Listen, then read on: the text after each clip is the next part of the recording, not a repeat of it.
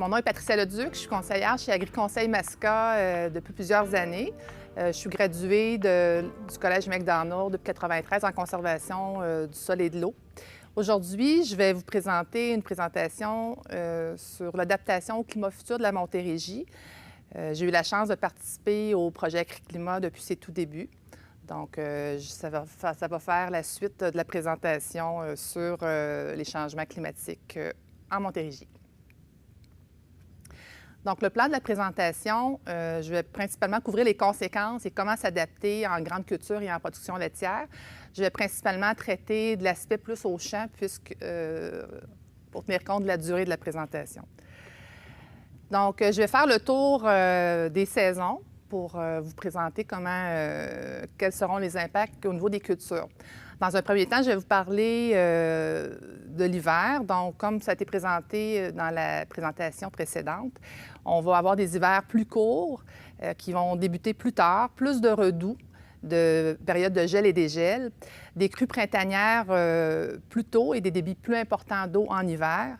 Également, une hausse des précipitations totales et liquides. Donc, ce que ça va avoir comme conséquence, c'est une hausse du ruissellement et de l'érosion, et également une augmentation des risques de mortalité hivernale des céréales d'automne et des cultures fourragères pérennes. Donc, on peut s'attendre à avoir plus de ce genre de phénomène d'érosion et de perte de nutriments. Comment on peut s'adapter à ça avec les risques d'érosion en hausse? Ça va de faire des aménagements de surface, d'aménager les pentes de nos champs, donc des ouvrages hydro-agricoles pour limiter les pertes de sol. Ici, un exemple de microtopographie qui nous sert justement à faire des planifications de nivellement. Donc, on voit encerclées en rouge les cuvettes dans ce champ-là. Donc, on veut éliminer ces zones-là. Surtout que souvent, l'eau s'accumule dans ces zones-là. Il va sortir à un endroit précis dans le champ puis être une source d'érosion importante. Donc, la planification de nivellement, dans ce cas-ci, au niveau des pentes, est un peu comme amplifiée, mais vous comprenez le principe que finalement, on cherche à avoir un faîte, puis dans ce cas-ci, d'avoir des pentes pour sortir l'eau de manière plus uniforme. L'autre adaptation auquel on s'attend, c'est de couvrir nos sols. Pour faire ça, on va pratiquer plus de semis directs et faire du travail réduit. L'objectif derrière ça, c'est que les résidus protègent physiquement les sols. Ça va également favoriser les macropores qui vont être un moyen d'évacuer l'eau rapidement. Puis également favoriser la formation d'agrégats, ainsi une meilleure stabilité structurale. L'autre moyen pour couvrir nos sols, c'est d'utiliser plus de cultures de couverture. C'est déjà une technique qu'on voit de plus en plus en dérobée après des cultures courtes, comme les conserveries, les céréales. Mais avec des saisons de croissance plus longues, est-ce qu'on va avoir la possibilité d'en faire également après le soya, après le maïs en silage, c'est déjà commencé. Ça pourrait aussi nous permettre d'intégrer des espèces qui demandent plus de temps de croissance. Je pense entre autres aux légumineuses. Puis également, la possibilité peut-être plus de double culture va peut-être être une possibilité. Au niveau des cultures de couverture, un exemple ici. Le semis de seigle après un maïs en silage ou un maïs sucré. Donc, ça nous permet vraiment d'avoir une belle couverture du sol, un système racinaire quand même important. Et dans plusieurs cas, entre autres au niveau des fermes laitières, c'est valorisé en faisant une première coupe de seigle la saison suivante et de faire par la suite, par exemple, un semis de soya. Au niveau des intercalaires, il y a plusieurs essais en cours. Ce qu'on se rend compte, particulièrement avec les saisons sèches, c'est que le semis au semoir est souvent plus adapté là, pour avoir des bonnes implantations. Le semis au semoir nous permet aussi des fois de réduire les taux de semis puis de pouvoir utiliser des espèces parfois un petit peu plus dispendieuses. Ici, on a l'exemple du seigle qui quand même fait une belle couverture durant la saison de croissance, mais malheureusement, pour l'instant, nos essais nous démontrent qu'en fin de saison, surtout quand on a une couverture importante de la culture du maïs, le seigle est plus ou moins existant, donc on n'aura pas une couverture durant l'hiver. Sinon, l'autre exemple qu'on a ici, c'était un semis de pois dans le maïs. Sinon, les espèces qu'on retrouve le plus fréquemment, c'est le raigrasse, par exemple. Le radis aussi fait un travail intéressant. Est-ce que ça fonctionne? Bien, ici, on a la comparaison de 2 bassins versants, un essai qui a été fait par l'IRDA en 2015. Vous voyez, encerclé en rouge, c'est les moments de l'année, souvent en avril, où on avait le plus de pertes de sol, finalement, les matières en suspension, MES. Donc, la différence entre la ligne verte et la ligne jaune, c'est avec la ligne verte, il y avait eu des cultures de couverture bien plantées. Donc, on voit que ça a réussi à réduire les pertes de sol. L'autre inquiétude qu'on a par rapport à ces changements climatiques-là, c'est l'impact que ça pourrait avoir au niveau de la survie des céréales d'hiver et des luzernières. On le sait, les redoux, les périodes de gel-dégel, c'est pas très bon pour ces plantes-là. Donc, ça fait qu'on va avoir probablement moins de neige, mais également moins de froid extrême. Ça, par exemple, ça pourrait aider à notre survie hivernale. Comment s'adapter? Il y a bien sûr le choix des cultures et des variétés. On sait par exemple que le seigle va avoir une meilleure résistance à l'hiver que le blé d'automne. Puis là, on voit des variétés de seigle hybrides qui se développent avec des potentiels de rendement plus intéressants, plus comparables à des blés d'automne. Donc ça, c'est une bonne nouvelle. Ça pourrait être des cultures plus adaptées. L'autre chose, c'est la période de semis qui est importante. Dans le cas des cultures fourragères, par exemple, on a de plus en plus de clients qui choisissent plutôt de semer à la fin de l'été plutôt qu'au printemps. En général, on a une très bonne survie hivernale de cette technique-là. Dans l'exemple ici, on voit qu'à l'automne, on avait 36 plants au pied carré, au printemps suivant, 34. Donc, c'était vraiment intéressant. Ça nous permet également de couvrir le sol durant l'hiver, ce qui est intéressant. Souvent, on fait cette technique-là sans herbicide, un autre avantage. Puis, en général, le printemps suivant, on a un rendement équivalent à une deuxième année de plantes fourragères. Donc, c'est vraiment quelque chose qui vaut la peine d'être exploré, en autant qu'on le fasse assez tôt pour avoir une certaine implantation là, à l'automne.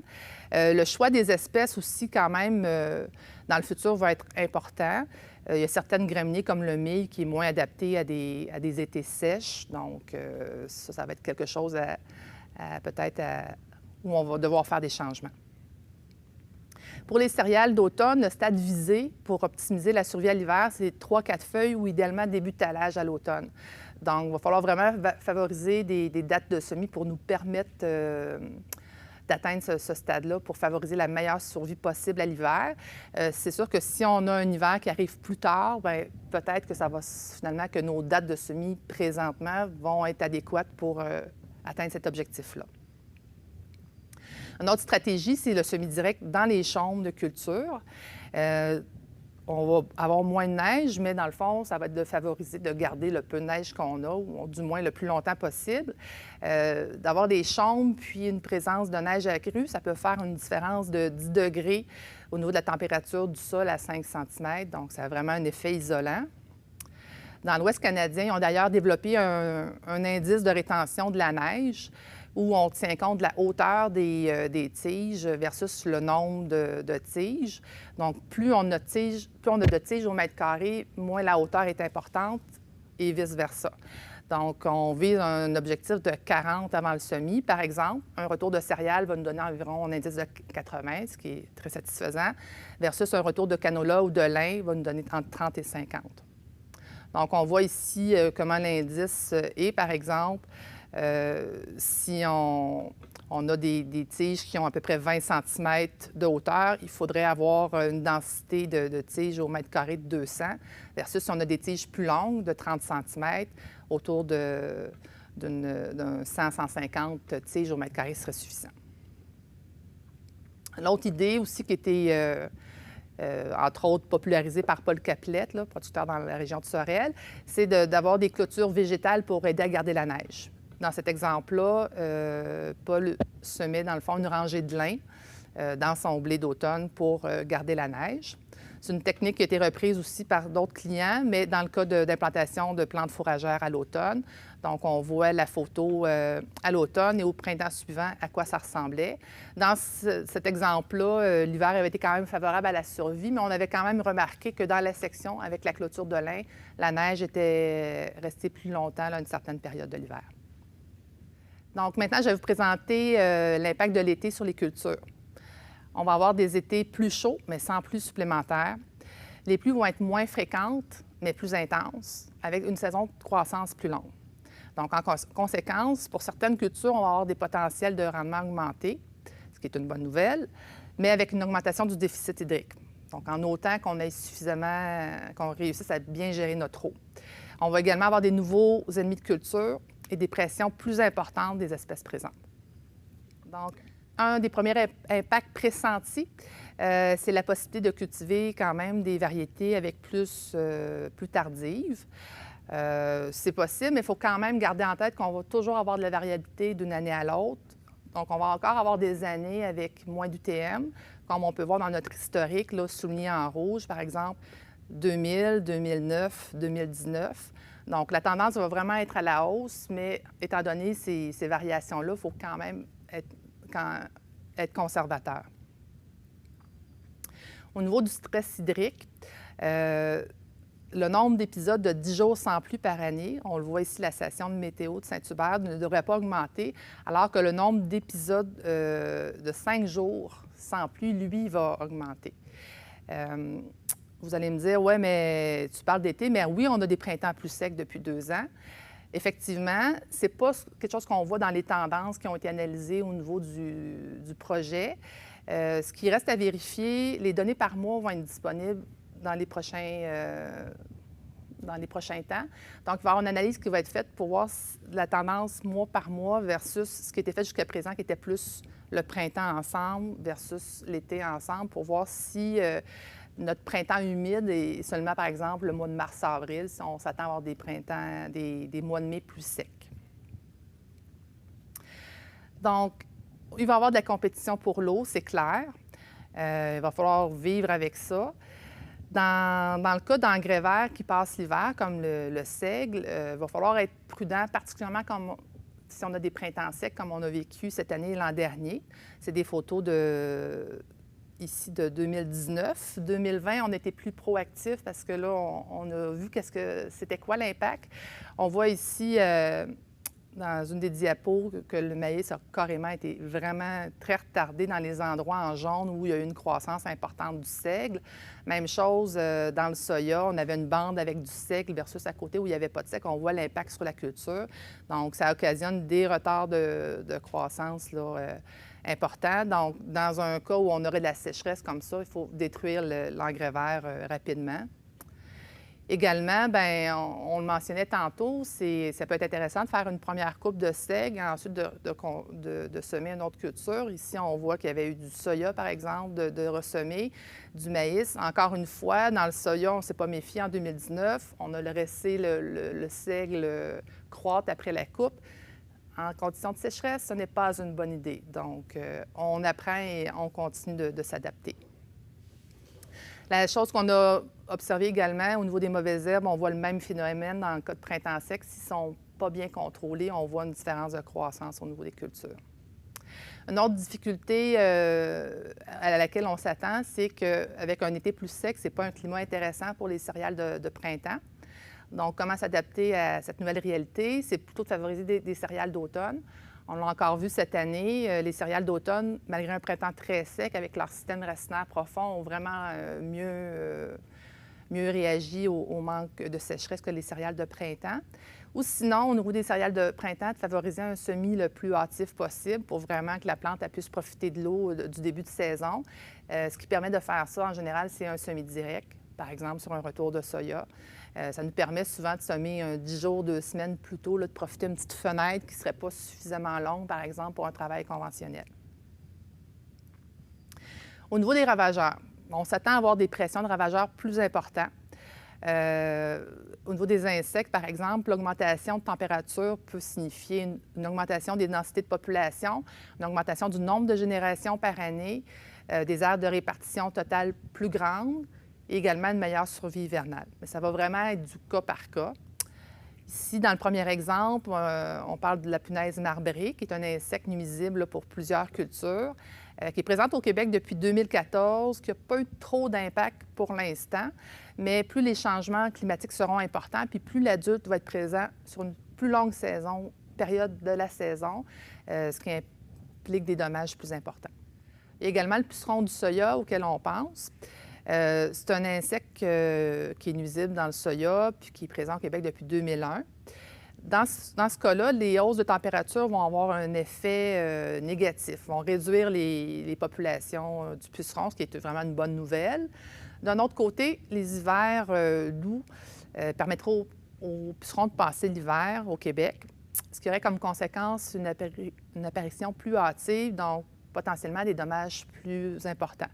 Donc, c'est vraiment au fur et à mesure que ça va arriver qu'on va devoir faire des veilles, puis s'adapter selon ce qu'on va observer sur le terrain. Au niveau des mauvaises herbes, l'augmentation du gaz carbonique dans l'atmosphère peut avoir un effet fertilisant sur plusieurs d'entre elles. Puis, étant donné également les mauvaises herbes ont une grande diversité génétique, eux autres, bien, ils s'adaptent beaucoup plus vite que nos cultures là, à ces changements-là. Au niveau des mauvaises herbes, il y a deux classes de mauvaises herbes. Il y a les C3 et les C4 qui réfèrent à leur système de photosynthèse. Au niveau des C3, c'est la majorité des mauvaises herbes qu'on retrouve en Amérique du Nord. Dans ce cas-là, on a comme exemple ici le chénopode blanc. Ces mauvaises herbes profitent de l'augmentation de gaz carbonique dans l'atmosphère. Ça pourrait également nuire à l'efficacité du glyphosate. Mais d'un autre côté, c'est des mauvaises herbes qui vont être plus sensibles au stress hydrique. Le chénopode, vous le vivez peut-être déjà depuis 2 ans avec les saisons, les canicules qu'on a dans la période des épandages d'herbicides. Il est plus difficile à faire tomber avec le glyphosate. Il y a la capacité de déposer du calcium sur la surface de ses feuilles qui réduit l'efficacité du glyphosate. Donc, on doit, dans certains cas, augmenter les doses pour avoir la même efficacité. Donc, déjà, chez certains producteurs, on adapte nos stratégies. Par exemple, d'arroser quand les chénopodes sont petits, donc plus tôt. Ça permet d'avoir une meilleure efficacité. Quand on a des fortes pressions, d'utiliser des résiduels, ça peut être pertinent. Puis, à certains endroits, on a ressorti le sarcleur pour des contrôles mécaniques. Les mauvaises herbes de type C4, elles, profitent vraiment de l'augmentation de température. À ce titre-là, on voit l'amarante, on voit les sétères. Également, ça risque de faire des levées plus précoces, des croissances plus rapides. Au niveau des maladies, ça, encore là, ça va être vraiment du cas par cas, mais l'augmentation de carbone dans l'atmosphère va avoir différents impacts sur la physiologie, qui va avoir un effet variable selon le pathogène. L'augmentation de la température et l'impact de l'humidité peut être différent d'un à l'autre. Dans certains cas, ça peut signifier des entrées limitées de certains pathogènes dans les plantes. Par exemple, pour certaines plantes, on pourrait assister à une augmentation de la production de lignine. Donc, il y aurait une meilleure résistance par rapport à ça. On pense, entre autres, à certaines maladies comme dues à des champignons, comme la sclérotignose. Dans ce cas-là, le champignon n'aime vraiment pas les températures élevées. Donc, qui dit augmentation de température pourrait dire une diminution de l'impact de la sclérotinia. Comment on va s'adapter à ces nouveaux ravageurs-là? Bien, comme je l'ai mentionné précédemment, ça va être important d'avoir des veilles, entre autres, pour les nouveaux pathogènes. Le dépistage devrait être renforcé vraiment pour s'adapter aux changements de cycle et de seuil d'intervention. À ce niveau-là, on est vraiment chanceux au Québec avec le réseau d'avertissement phytosanitaire. Là, on est déjà bien positionné là, pour voir ce qui se passe sur le terrain, échanger là-dessus, là, mettre nos informations en commun. Puis également, varier nos moyens de lutte. Dans certains cas, on pourrait assister à une diminution de la production de la protéine Bt par la plante, protéine qui sert de protection contre certains insectes. Donc, il faut vraiment s'attendre à tout. Et comme déjà mentionné, l'efficacité de certains pesticides pourrait être réduite, que ce soit à cause de la hausse des températures, à cause de pluies lessivantes ou carrément avec l'absence de pluie qui nuit vraiment à l'efficacité des produits résiduels. Sinon, on risque d'avoir des pertes de rendement si on ne réussit pas à gérer notre eau efficacement dans les sols légers et ou compactés. Donc, comment faire pour contourner ça? Bien, il faut augmenter la porosité de nos champs. Comment on peut faire ça? Bien, des apports de matière organique vont être vraiment importants, que ce soit des fumiers, des MRF, ici on voit des bouts de papetière, des engrais verts qui, eux, vont amener des sources de carbone plus labiles. Donc, il faut vraiment diversifier là, les apports là, au niveau des matières organiques dans nos sols. L'autre chose, bien, ça va être soit de varier nos rotations ou d'apporter certaines plantes structurantes. On voit ici les légumineuses comme la luzerne, le trèfle rouge, qui ont vraiment là, la capacité d'améliorer l'agrégation avec les racines pour améliorer la structure du sol. Tout ce qu'on peut faire également pour favoriser la présence de mycorhizes, qui sont des petits champignons microscopiques, puis qui se fixent aux racines des plantes, puis qui aident à absorber davantage d'eau. Donc, ces mycorhizes-là sont favorisés, entre autres, dans les conditions de semi-direct. En conclusion, pour s'adapter, il va falloir diversifier pour limiter les risques, que ce soit au niveau de la rotation, au niveau des moyens de lutte.